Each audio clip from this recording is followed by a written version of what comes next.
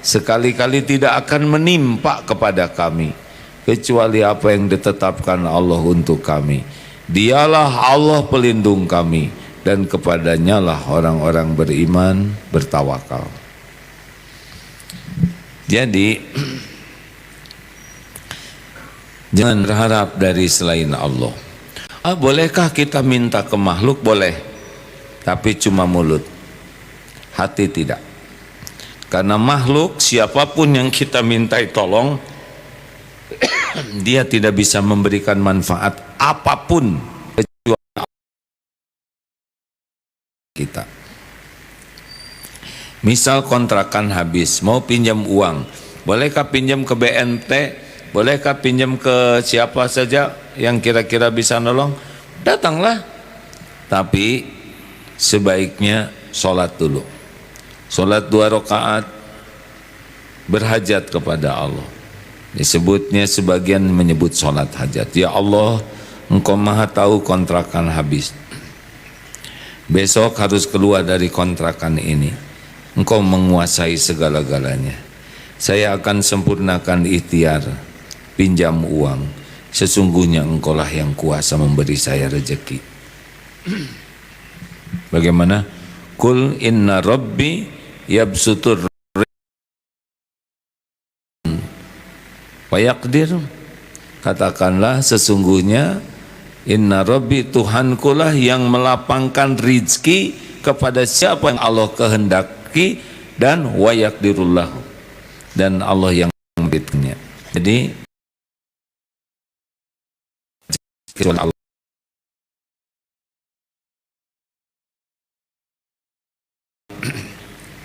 untuk bayar kontrakan. Kapan bayarnya? Saya belum tahu pastinya bisa bayar, karena memang saya belum terbayang ada uang untuk membayar. Kalau gitu nggak jelas dong. Iya Pak, tidak apa-apa kalau memang tidak, juga tidak apa-apa Pak. Kalau ngomong kayak gini, bagaimana ada orang yang mau menjamin? Pak, sesungguhnya saya bicara bukan hanya didengar oleh Bapak, tapi perkataan saya ini didengar oleh Allah Tuhan kita semua dan dicatat oleh malaikat. Saya tidak berani menjanjikan sesuatu yang saya sendiri tidak terbayang untuk menetapinya, tapi saya pasti akan bayar kalau Allah memberi rezeki. Maaf dek, nggak bisa, itu nggak jelas kayak gini mah nggak bisa. Alhamdulillah, tidak apa-apa Pak. Ada yang sakit hati? Tidak Pak, karena bagi saya yang penting ikhtiar, doa. Allah melihat saya pergi ke rumah Bapak, dan Allah tahu Bapak banyak uang, tapi Bapak tidak mau minjemin. Allah tahu Pak. Nah ini gimana ini ya? Ada mengancam pakai tauhid begini ya. Dan sebetulnya orang pelit itu ciri orang kurang takwa loh Pak. Ini nggak sah, ini nggak apa-apa. Ada yang kecewa? Tidak Pak. Kalau rezeki saya ada di tangan Bapak, pasti akan sampai ke saya. Kalau rezeki saya bukan di tangan Bapak, tidak akan sampai ke saya. Tapi insya Allah saya berangkat dari rumah, silaturahim Allah sudah mencatatnya. Saya mohon maaf saya mengganggu ya Pak. Dek, saya baru lihat orang pinjam uang seperti ini. Berapa sih harga kontrakannya? Udah saya beli aja, dalam cita-cita saya gitu ya. Sekarang saya hanya baru bisa doa. Biasa aja lah. Termasuk melamar, nggak usah pakai tegang. Kalau jodohnya jadi, kalau nggak jodohnya enggak. Melamar tinggal pergi. Wahai Allah, Engkaulah yang menjodohkan setiap hambamu. Sekiranya ini jodoh saya, mudahkan. Kalau tidak, enggak apa-apa. Beri dia yang lebih baik dari saya. Tentu saya juga yang lebih baik dari dia. Enggak usah gitu ngomong hadirin. Kalau mau baik-baik aja, nggak usah strategi. Ya astagfirullah. Datang ke sana, wah maaf dek, sepertinya anak saya tidak tertarik ke teman Ade dan tertariknya ke itu yang sebelahnya tuh yang nganter. Bagaimana? Dendam jangan? Enggak usah.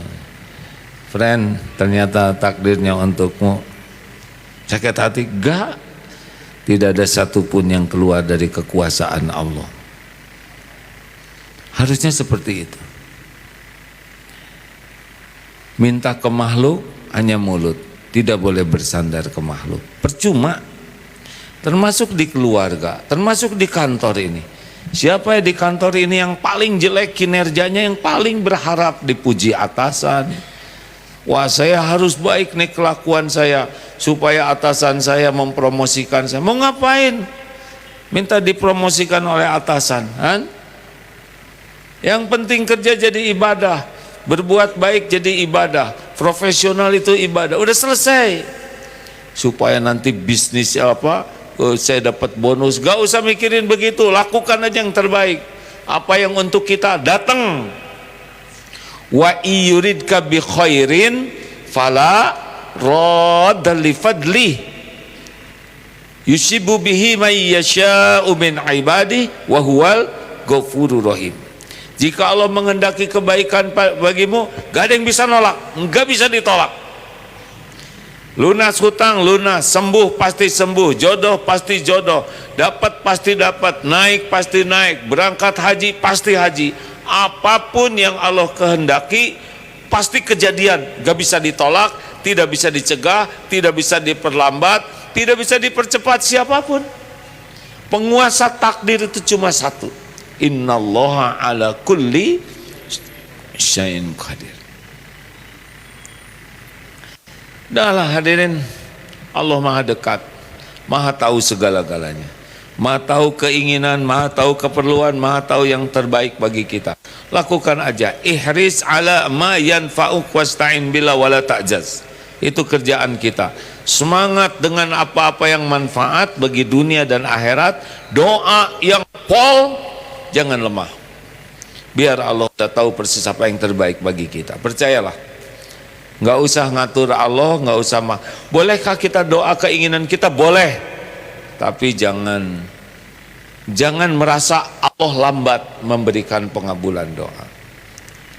Saya sudah doa, kok Allah belum ngasih juga? Doa itu ibadah. Allah tahu waktu yang paling pas. Begitu? Nggak ada memble dalam hidup ini. Semangat terus. Dikasih nggak dikasih terserah yang punya, kita minta yang terbaik, ikhtiar yang maksimal. Seperti Siti Hajar, sofa marwah naik turun, jalan lari naik turun, begitu doa sepanjang jalan, zikir sepanjang jalan. 7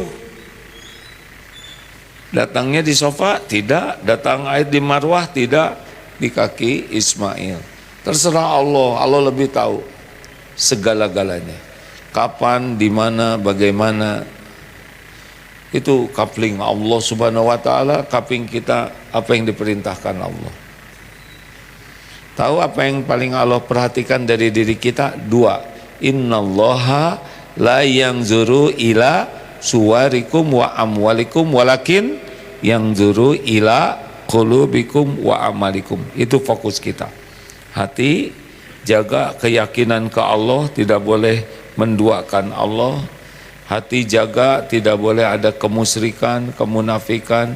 Makin hati terpelihara, itu Allah suka. Yang kedua, fokus sempurnakan amal soleh kita. Hidup tuh sebetulnya nggak ribet. Nih, ada satu yang penting.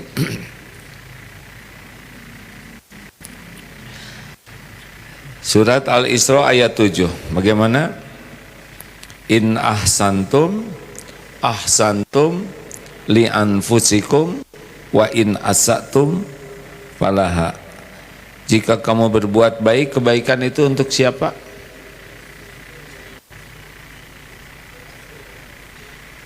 Kalau kita berbuat baik, siapa yang untung? Jawab. Perlukah kita nunggu ucapan terima kasih? Perlukah kita menunggu pengakuan orang atas kebaikan kita? Perlukah kita menunggu orang menghargai, balas budi? Enggak, langsung kok. Setiap kita berbuat baik pasti untung aja kalau ikhlas. Nah sekarang kalau kita berbuat buruk, siapa yang paling rugi?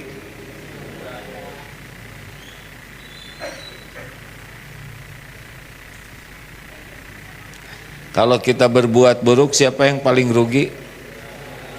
Jawab. Jadi sebetulnya siapa sih makhluk yang paling berbahaya bagi diri kita?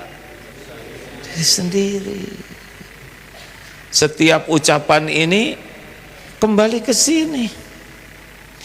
Dihina orang, bahaya tidak? Tidak ada bahaya sama sekali. Orang menghina balik ke dia sendiri kok. Yang bahaya itu kita bersikap hina, kita menghina, salah menyikapi penghinaan orang, itu yang bahaya bagi kita. Nah setiap saat kita tuh terus mencelakakan diri. Mata berzina, lihat yang tidak halal, ini dibaca yang tidak perlu dibaca, ini ditonton, terus dosa-dosa. Telinga dosa, dengar ini itu yang tidak boleh didengar, gibah didengar, fitnah terus dengar, ini dosa terus, ini bunyi terus, bohong, banyak omong, ditambah-tambah gibah, fitnah, mengeluh, ini keluar tiap waktu nih, ini ngeres terus, pikirannya dunia, enggak ingat ke Allahnya. Ini terus menerus berbuat dosa tubuh ini setiap waktu hadirin. Dan siapa yang paling menanggung dari perbuatan kita ini? Minimal hati tidak akan tenang. Oleh Allah diaduk-aduk hatinya, cemas, nanti sedih. Berbagai hal akan terjadi akibat perbuatan kita. Alhamdulillah Allah menyediakan sholat 5 waktu. Sholat itu penggugur dosa kecil dari sholat ke sholat. Makanya kalau mau sholat itu harusnya antusias, semangat. Saya dari subuh sampai duhur banyak dosa, ini duhur. Halo? Bukannya lemot ke masjid itu semangat, ini penghapus. Karena kalau saya nggak diampuni, saya bakal babak belur nih akibat dosa dari subuh sampai duhur. Duhur ke asar semangat, asar ke maghrib, itu harusnya begitu. Sepanjang waktu astagfirullah. Kenapa? Karena tiap dosa yang kita lakukan, ucapan, perbuatan pasti balik ke kita, pasti itu. Astagfirullah. Atau dengan tambah zikir lain, subhanallah, walhamdulillah, wala ilaha illallah, wallahu akbar, gugur dosa kita. Jumat ke Jumat itu menggugurkan dosa. Makanya mau sholat Jumat itu antusias. Dosa yang terjadi 1 pekan bisa dihabiskan tuh oleh Jumatan. Tapi banyak yang Jumatan tidak mau telat 2 kali, udah datang telat, pulang duluan. Tahajud, harusnya kita semangat tuh tahajud. Karena tahajud itu permintaan diberi, doa diijabah, dosa diampuni. Tapi sayang kita tidak selalu mengisi dengan dosa produktif, istighfar sedikit, sholat tidak khusyuk, sedekah pelit. Sedekah itu seperti air memadamkan api. Makanya kalau kita sedekahnya ikhlas, makin banyak, makin terhapus. Tidak ada yang mengancam kita selain dosa kita sendiri. Jadi jangan merasa saya dizolimin orang, saya difitnah orang, saya ditipu orang. Aslinya semua itu kita yang ngundang. Saya disakitin orang, saya difitnah, saya ditipu, saya dikhianati. Semua itu kita yang ngundang. Begitu. Mudah-mudahan kita bisa memanfaatkan keyakinan kita Allah yang pemilik satu-satunya, dan sibuk dengan kesibukan kita yaitu mencegah dari perbuatan buruk. Kalaupun sudah terjadi, segera tobat, karena inilah yang akan mengundang berbagai bala. Wa ma asobakum min musibatin fabima kasabat aidikum. Musibah apapun yang menimpamu adalah karena perbuatan tanganmu sendiri, perbuatan dosamu sendiri. Istighfar yang banyak, tasbih, tahmid, tahlil, takbir yang banyak, sedekah yang banyak, perbaiki sholat, perbaiki tahajudnya, Jumatan bagi lelaki yang bagus. Kita tunggu nanti Ramadan yang sungguh-sungguh, Ramadan ke Ramadan menghapuskan dosa, umroh ke umroh menghapuskan dosa. Kalau orang sudah tahu ancaman bagi kita adalah dosa kita, selain kita berusaha meminimalisir dosa, memperbanyak penghapus dosa. Nah itu kerjaan kita. Yang lain-lain nanti ikut kok. Percayalah. Kalau kita bagus tobatnya, nanti rezeki nggak akan kemana-mana. Rezeki untuk saya pasti ketemu. Ini sebanyak ini orang, nggak ada yang bisa satupun mencegah apa yang untuk saya. Nggak akan meleset nih, nggak akan meleset sama sekali. Terima kasih. Ada pertanyaan silakan.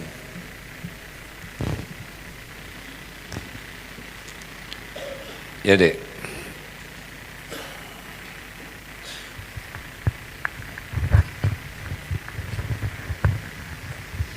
Assalamualaikum warahmatullahi wabarakatuh. Waalaikumsalam warahmatullahi wabarakatuh. Ingin bertanya aja soal ini, mungkin soal pribadi nih tentang kepercayaan diri. Saya suka ini merasa takut bahwa mengucapkan bisa karena saya takut mengucapkan bisa. Ya. Jadi mengucapkan apa? Saya akan berusaha. Karena saya takut kalau misalnya saya mengucapkan bisa diberi suatu amanah akan menjadi khianat. Kalau misalnya saya tidak berhasil melakukan apa yang diminta itu. Katakan aja insya Allah. Insya Allah. Ya mungkin itu salah satunya mungkin, dan ini mungkin apakah ada suatu mindset yang bisa untuk meningkatkan kepercayaan dirinya gitu. Saya ingin bisa berkuda, saya ingin berusaha berkuda gitu. Energinya yang mana tuh? Saya ingin bisa hafal Quran, saya ingin berusaha hafal Quran, saya ingin hafal Quran, saya berusaha. Yang menolong adalah Allah, insya Allah. Gitu aja ya. Dan kata-kata bisa juga dari Allah. Yang jelek itu adalah saya bisa nih, tidak nyebut Allah dengan insya Allah, itu yang bahaya. Tanpa izin Allah nggak bisa, nggak akan bisa. Ya, lanjut.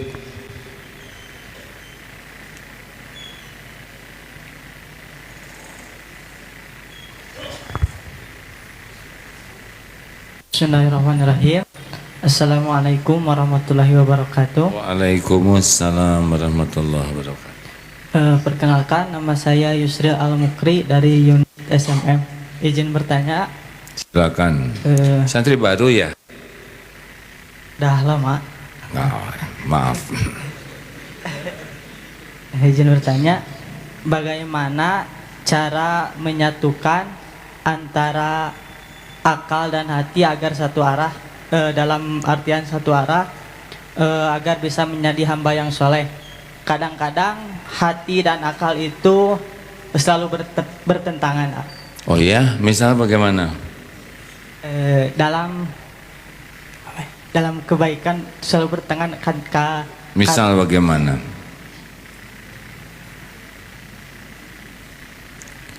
Kata hati sholat, kata akal jangan gitu. Ya, kadang itu dalam kebaikan itu selalu bertentangan. Oh, itu bukan hati dan akal. Tapi yang suka ngajak salah itu nafsu. Tahajud jangan, kata nafsu tuh. Tidur, bobo. Tapi nanti gimana? Sare. 5 menit lagi ya. Itu jarumnya masih di angka 11. Nanti pas itu jarumnya angka 12, tapi jarum pendeknya angka 6.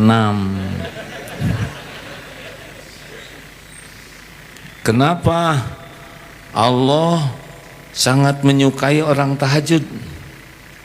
Karena orang yang tahajud itu berhasil mengalahkan nafsunya supaya tidur, supaya tidak bangun, dikalahkan dengan bangun, wudhu, sholat. Allah suka sekali.